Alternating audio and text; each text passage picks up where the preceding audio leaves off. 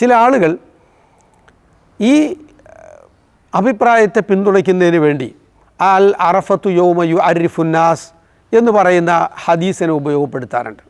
വാസ്തവത്തിൽ അൽ അറഫത്തു യൗമ യുഅരിഫുന്നാസ് അല്ലെങ്കിൽ അറഫത്തു യൗമ യുഅരിഫുന്നാസ് എന്ന് പറയുന്ന ഹദീസ് കൊണ്ടുദ്ദേശിക്കുന്നത് അറഫയിൽ നിൽക്കേണ്ടത് ജനങ്ങൾ അറഫയിൽ നിൽക്കുന്ന ദിവസമാണ്, എല്ലാവരും നിൽക്കുന്ന ദിവസമാണ് എന്ന ആശയമാണ് ഇതിലൂടെ കിട്ടുന്നത്. കാരണം ഇന്നത്തെ ചില ആളുകൾ ഇപ്പോൾ ലോകത്ത് പെരുന്നാൾ 2 ദിവസമാകുന്നു, വ്രതാരംഭം 2 ദിവസമാകുന്നു, അതുകൊണ്ട് അതിൻ്റെ ഐക്യം ഉണ്ടാകണം എന്ന് പറഞ്ഞ് ഐക്യ താല്പര്യത്തോട് മുന്നോട്ട് വന്ന ചില ആളുകൾ ഐക്യത്തിനു വേണ്ടി പിറദർശനം നിലാവ് കാണേണ്ടതില്ല, ഐക്യം സ്ഥാപിക്കുന്നതിന് വേണ്ടി പിറ കാണാതെ തന്നെ കണക്ക് കൂട്ടി ലോകത്തെവിടെയും പെരുന്നാളും നോമ്പും നിശ്ചയിക്കണം എന്ന് പറയുന്ന കുറേ ആളുകളുണ്ട്. വാസ്തവത്തിൽ അവർ പിറ ദർശിക്കാതെ നബി സല്ലല്ലാഹു അലൈഹി വസല്ലം തങ്ങൾ നമുക്ക് പഠിപ്പിച്ച, നമ്മളെ കാണിച്ചു തന്ന, തങ്ങൾ പ്രവർത്തിച്ച പിറ ദർശനം എന്ന അടിസ്ഥാനത്തെ മാറ്റി പിറ കണക്ക് കൂട്ടി കണ്ടുപിടിച്ചാൽ മതി എന്ന ആശയത്തിലേക്ക് ചെന്നപ്പോൾ എന്ത് സംഭവിച്ചു? വാസ്തവത്തിൽ ഐക്യമാക്കാൻ വേണ്ടി വന്ന ആളുകൾ 2 പ്രാവശ്യമായി ഉണ്ടായിരുന്ന വ്രതാരംഭം അല്ലെങ്കിൽ പെരുന്നാളാഘോഷം 3 ആക്കി മാറ്റാനേ അവരെ കൊണ്ട് കഴിഞ്ഞിട്ടുള്ളൂ. അസ്സലാമു അലൈക്കും വറഹ്മത്തുള്ളാഹി. ഇന്ന് വിശ്വാസികൾക്കിടയിൽ അറഫ നോമ്പ് എന്ന് പിടിക്കണം എന്നതിനെപ്പറ്റി ചിലരുടെ ഇടയിലെങ്കിലും ഒരു സംശയമുണ്ട്. അതായത് ഹാജിമാർ അറഫയിൽ നിൽക്കുന്ന ആ ദിവസം തന്നെയാണോ നമ്മൾ നോമ്പ് വെക്കേണ്ടത്, അതോ നമ്മുടെ നാട്ടിലുള്ള ദുൽഹജ്ജ് 9 നോമ്പ് വെക്കേണ്ടത് എന്നാണ് അത് എന്നൊന്ന് ഉസ്താദ് വ്യക്തമാക്കാവോ? വലൈക്കും അസ്സലാം വറഹ്മത്തുള്ളാഹി വബറകാതുഹു. അറഫ നോമ്പ് വാസ്തവത്തിൽ വളരെ പ്രധാനപ്പെട്ട ഒരു സുന്നത്ത് നോമ്പാണ്. നബി സല്ലല്ലാഹു അലൈഹി വസല്ലം നിങ്ങൾ അരുളുകയുണ്ടായി, സിയാമു യൗമി അറഫത അഹ്തസിബു അലല്ലാഹി അൻ യുകഫിറ സനത്തല്ലത്തി ഖബ്ലഹു വസനത്തല്ലത്തി ബാദ. മുസ്ലിം നിവേദനം ചെയ്യുന്ന ഹദീസാണ്. അല്ലാഹു സുബ്ഹാനഹു വ തആല അറഫ നോമ്പ് പിടിക്കുന്ന ആൾക്ക് അറഫ നോമ്പ് കാരണത്താൽ അവൻ്റെ കഴിഞ്ഞ ഒരു വർഷത്തെ പാപവും വരാനിരിക്കുന്ന ഒരു വർഷത്തെ പാപവും പുറത്തു കൊടുക്കും എന്ന് നമുക്ക് കാണാൻ കഴിയും. വളരെ പ്രധാനപ്പെട്ടൊരു ഫളീലത്താണത്, മഹത്വമാണത്. കഴിഞ്ഞ ഒരു വർഷത്തെ പാപം പൊറുക്കപ്പെടും. ഭാവിയിൽ ഇനി വരാനിരിക്കുന്ന ആയുസ്സിൽ ചെയ്തേക്കാവുന്ന ഒരു വർഷത്തെ പാപങ്ങളും അല്ലാഹു തആല അതുകൊണ്ട് പുറത്തു കൊടുക്കും.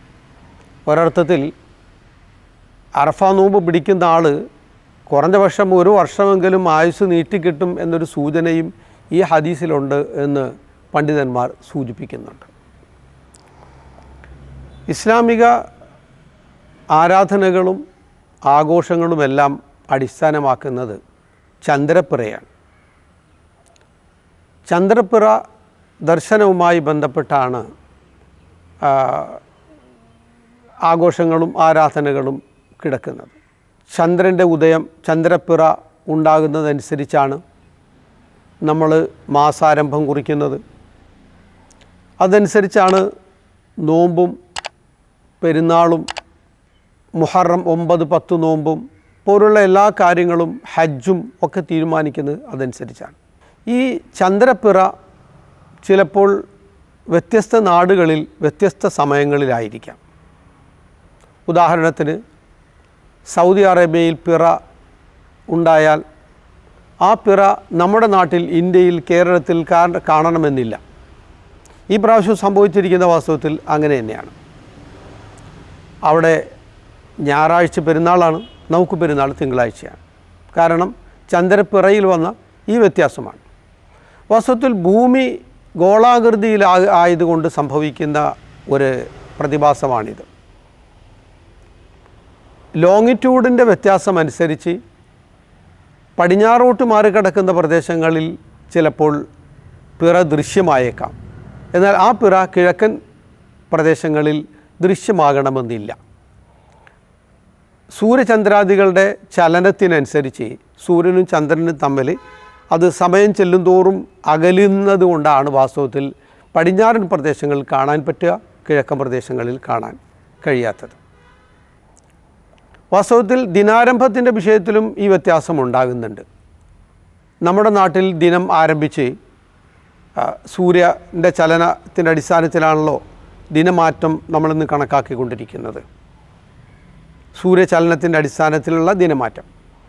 വാസ്തവത്തിൽ നമ്മുടെ നാട്ടിൽ 12 മണിയാവുമ്പോൾ ദിവസം ആരംഭിച്ചതായിട്ട് സാധാരണഗതിയിലുള്ള ഇംഗ്ലീഷ് കണക്കിനനുസരിച്ചുള്ള ദിനം ആരംഭിച്ചതായിട്ട് കണക്കാക്കും.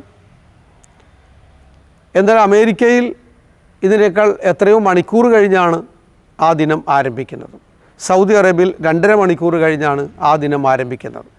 ഇസ്ലാമിക കണക്ക് പ്രകാരം അസ്തമയം ഉണ്ടാകുന്നത് പോലാണ് ദിനം ആരംഭിക്കുന്നത്. ഇതിലും വ്യത്യാസമുണ്ട്. ഇംഗ്ലീഷ് കണക്കനുസരിച്ച് സൂര്യചലനത്തിൻ്റെ അടിസ്ഥാനത്തിലുള്ള കണക്കാണെങ്കിലും ചന്ദ്രചലനത്തിൻ്റെ അടിസ്ഥാനത്തിലുള്ള കണക്കാണെങ്കിലും ഈ വ്യത്യാസം ഭൂമി ഉരുണ്ടതായതുകൊണ്ട് ഉണ്ടാകുന്നുണ്ട്.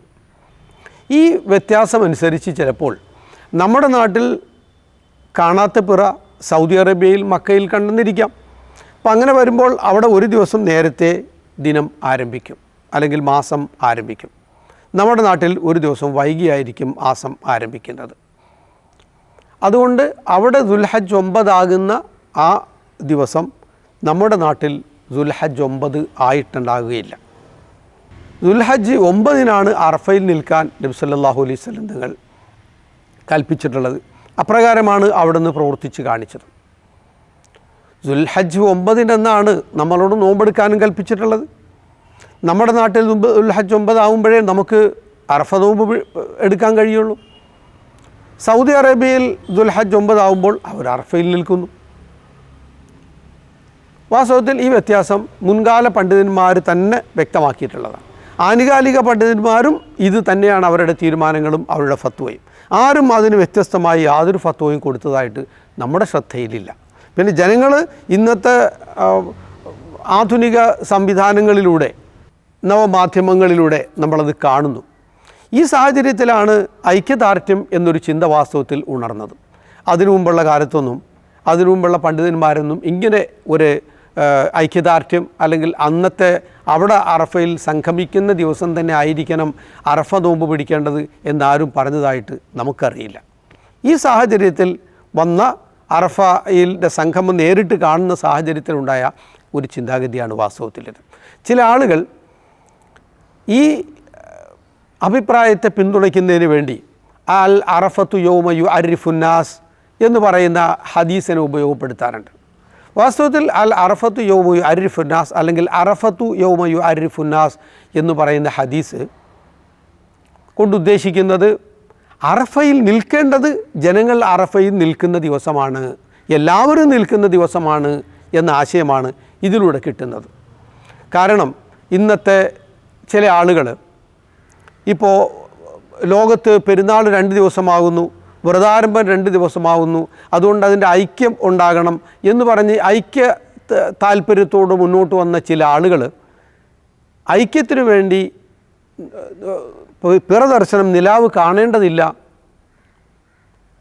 ഐക്യം സ്ഥാപിക്കുന്നതിന് വേണ്ടി പിറ കാണാതെ തന്നെ കണക്ക് കൂട്ടി ലോകത്തെവിടെയും പെരുന്നാളും നോമ്പും നിശ്ചയിക്കണം എന്ന് പറയുന്ന കുറേ ആളുകളുണ്ട്.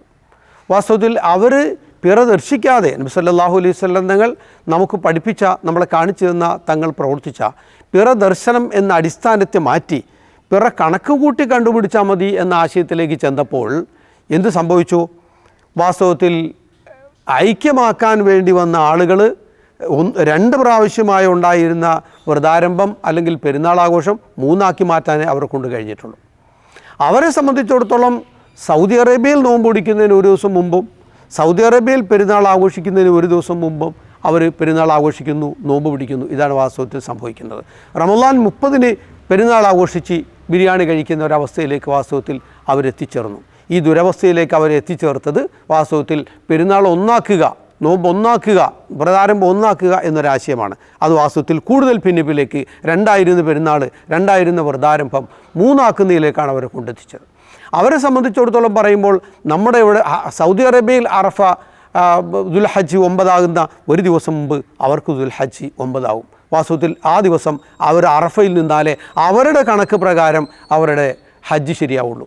ഇത്തരത്തിലുള്ള ഛിന്നമായ വ്യത്യസ്തമായ ചിന്താധാരകൾക്കെതിരെയാണ് വാസ്തവത്തിൽ ഈ ഹദീസ് വന്നിട്ടുള്ളത്. അറഫത്തു യൗമ യുഅരിഫുന്നാസു, എല്ലാവരും അറഫയിൽ നിൽക്കുന്ന ദിവസമാണ് അറഫയിൽ നിൽക്കേണ്ടത്.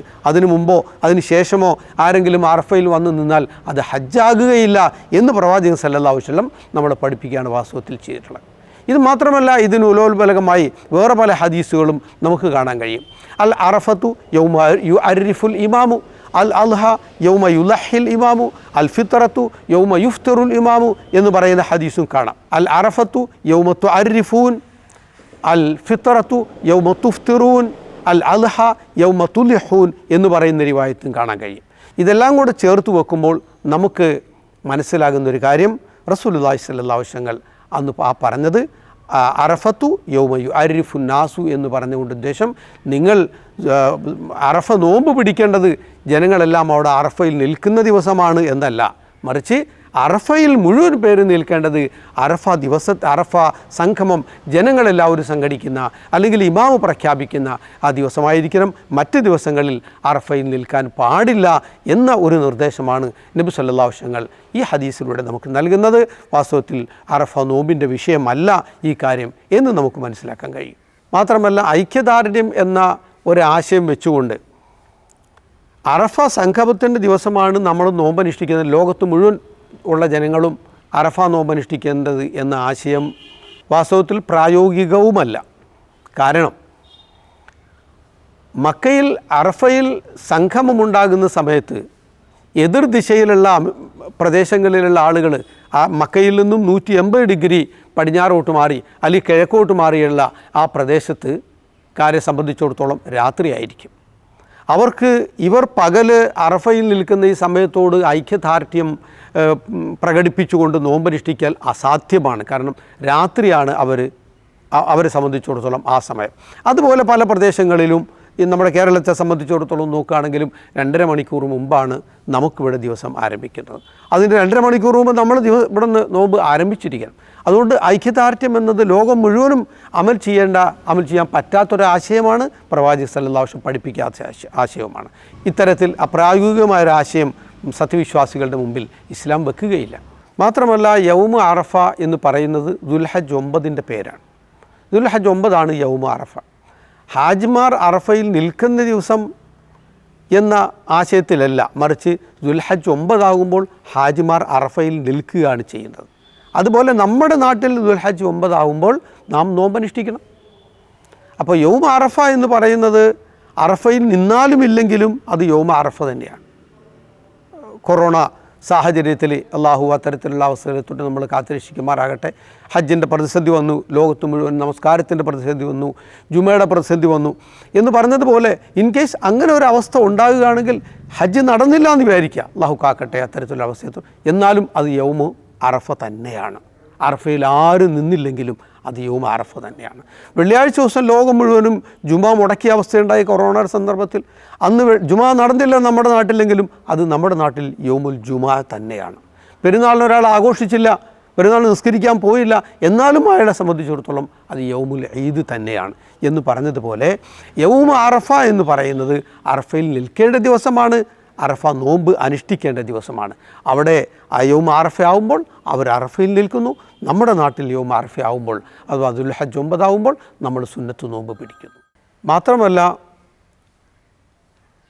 ഹാജിമാർ അറഫയിൽ നിൽക്കുന്ന ആ ദിവസം നമ്മളിവിടെ നോമ്പ് അനുഷ്ഠിക്കുകയാണെങ്കിൽ നമ്മുടെ നോമ്പിനും നമ്മുടെ പെരുന്നാളിനും ഇടയ്ക്ക് ഒരു ദിവസം ഗ്യാപ്പ് വരും. കാരണം നമ്മുടെ ഇവിടെ ഈ വർഷത്തെ അവസ്ഥ പറയുകയാണെങ്കിൽ പെരുന്നാൾ തിങ്കളാഴ്ചയാണ്, സൗദി അറേബ്യയിൽ പെരുന്നാൾ ഞായറാഴ്ചയാണ്, അവിടെ അറഫയിൽ നിൽക്കുന്നത് ശനിയാഴ്ചയാണ്. അപ്പോൾ ശനിയാഴ്ച നമ്മൾ നോമ്പ് പിടിച്ചാൽ നമ്മുടെ കണക്കനുസരിച്ച് ദുൽഹജ്ജ് 8 ആയിട്ടുള്ളൂ. പിന്നെ നമുക്ക് പെരുന്നാൾ തിങ്കളാഴ്ചയാണ്. ഇതിനിടയിൽ ഞായറാഴ്ച എന്നൊരു ദിവസം വരും. യൗമ അറഫക്കും യൗമുൻ നഹറിനും ഇടയ്ക്ക് ഒരു ദിവസമില്ല. യൗമ അറഫ ദുൽഹജ്ജ് 9, യൗമുൻ നഹർ ദുൽഹജ്ജ് 10. നമ്മൾ അവിടെ ഹാജിമാർ അറഫയിൽ നിൽക്കുന്ന ദിവസം നമ്മളിവിടെ നോമ്പനുഷ്ഠിക്കുകയാണെങ്കിൽ നമ്മുടെ പെരുന്നാളിനും യൗമ അറഫക്കും ഇടയിൽ ഒരു ദിവസം ഗ്യാപ്പ് വരുന്നുണ്ട്. ഇങ്ങനെ ഒരു ഗ്യാപ്പ് വരുന്ന സിസ്റ്റം നബി സല്ലല്ലാഹു അലൈഹി വസല്ലം നമ്മളെ പഠിപ്പിച്ചിട്ടില്ല. വാസ്തവത്തിൽ യൗമു തർവിയ ദുൽഹജ്ജ് 8-ാമത്തെ ദിവസം, യൗമു അറഫ ദുൽഹജ്ജ് 9-ാമത്തെ ദിവസം, യൗമു നഹർ 10-ാമത്തെ ദിവസം, 11, 12, 13 അയ്യാമു തശ്രീഖ്. ഈ ക്രമത്തിലാണ് നബി സല്ലല്ലാഹു അലൈഹി വസല്ലം നമ്മളെ അമലുകൾ പഠിപ്പിച്ചിട്ടുള്ളത്. അതിൻ്റെ ഇടയിൽ ഒരു ദിവസം നോമ്പ് നേരത്തെ ആക്കിയിട്ട് ഇടയിൽ ഒരു ഗ്യാപ്പ് വരുന്ന ഒരു രീതി അല്ലാഹുവിൻ്റെ റസൂൽ സല്ലല്ലാഹു അലൈഹി വസല്ലം നമ്മളെ പഠിപ്പിക്കാത്തതാണ്. അതൊരു ബിദ്അത്തുമാണ് വാസ്തവത്തിൽ. എന്നാൽ ഹാജിമാർ അറഫയിൽ നിൽക്കുന്ന ദിവസം നമ്മുടെ ഇവിടെ ദുൽഹജ്ജ് 8 ആ ദിവസം നോമ്പ് പിടിച്ചുകൂടാ എന്നതിൻ്റെ അർത്ഥമില്ല. ദുൽഹജ്ജ് 1 മുതൽ 9 ദിവസം തുടർച്ചയായി നബി സല്ലല്ലാഹു അലൈഹി വസല്ലം തങ്ങൾ നോമ്പ് അനുഷ്ഠിച്ചതായി തിർമിദിയുടെയും അബൂദാവൂദിൻ്റെയും റിവായത്തുകൾ നമുക്ക് കാണാം. ചുരുക്കത്തിൽ ഐക്യദാർഢ്യമല്ല, നമ്മുടെ നാടിൻ്റെ പിറ ദർശനമാണ് ഇസ്ലാമികമായ എല്ലാ ആരാധനകളിലും ആഘോഷങ്ങളിലും നാം അടിസ്ഥാനമാക്കേണ്ടത് എന്നാണ് നാം മനസ്സിലാക്കേണ്ടത്.